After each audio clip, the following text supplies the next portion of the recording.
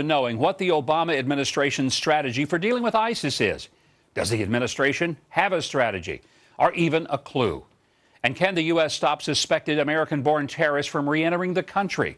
Plus, Democrats are fueling up the war on women talk again. I'm going to ask a panel of women what they really want from the government. And rock and roll legend Sam Moore with a musical tribute to the late George Jones. That and more tonight on Huckabee.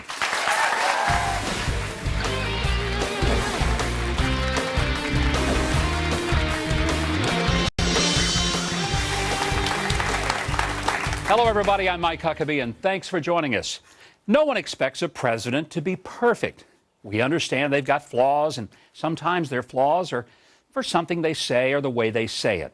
It sometimes is just an awkward turn of phrase that haunts them forever. It depends upon what the meaning of the word is. Yes. Yeah, and sometimes it can be a bit charming, even humanizing. Fool me once. Shame on you. If fool me, we can't get fooled again.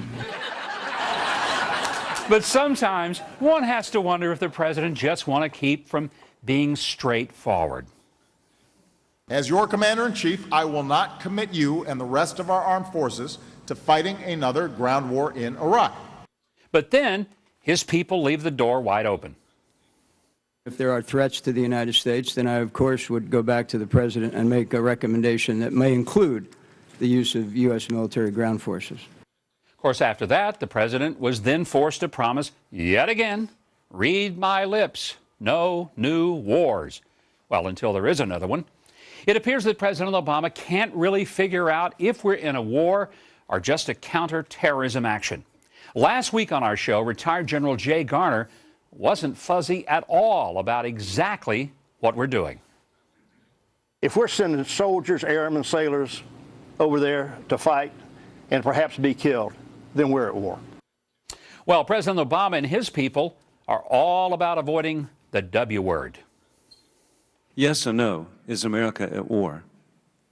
Well, you know, I'm going to answer that, Mr. Chairman, but I'm not going to. This ought to be pretty simple. You know,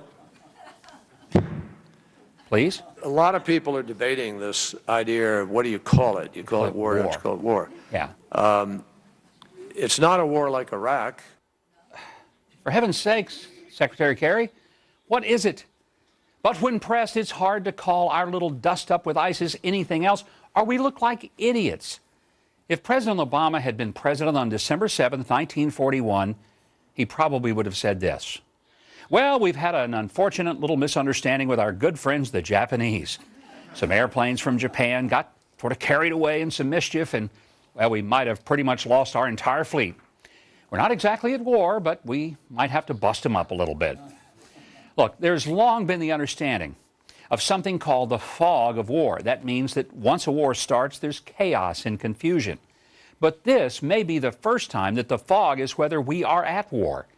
The president often says he wants to be clear. Let me be clear, but let me be clear. Let me be clear. Yeah, well, okay. Maybe he just doesn't know exactly what that means. Are we clear? Crystal. That, my friend, is clarity. Our military is often called upon for humanitarian missions like the one the president announced this week in sending 3,000 troops to assist in the Ebola virus outbreak. But our armed forces are not trained to serve as hospital orderlies, but to overwhelm enemies with massive force. We've attempted to operate in Iraq and Afghanistan with limited personnel and limited force. The result, long and drawn-out campaigns that have muddled missions and have unclear objectives.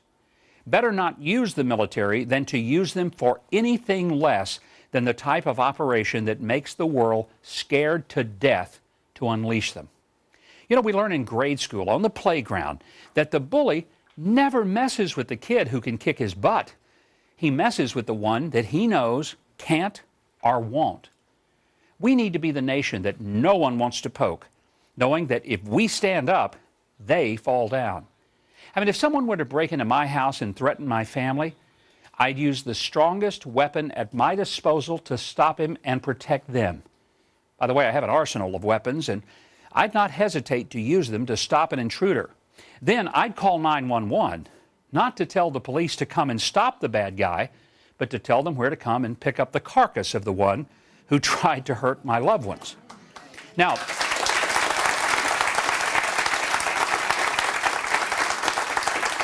yes, I might be able to yell at them, hit them with a baseball bat, throw a knife at them, or even run from them. But I'm more confident in a couple of friends named Smith and Wesson. You know, folks, we don't have a military because we want to use them. We have them so that if we do need them, there will be no doubt as to the outcome. And there is nothing unclear about that.